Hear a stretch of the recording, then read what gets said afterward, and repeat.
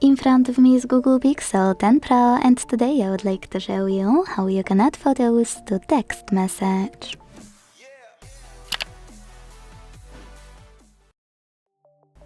If you are having trouble with adding photos to your messages, don't worry, I will show you how to do it without any tricks. Just few simple steps. Go into Messages app, create or select a chat. I will create a new one. And then click on this icon of a camera and the photo at the bottom right corner. Fun fact, you can actually take a photo and it will be automatically attached.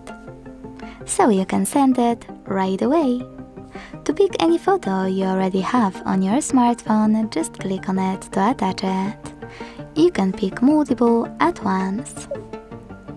If you can't find your photo, click on the same icon one last time, this time to scroll, and look for it in Photos or Collections by tapping on the chosen ones.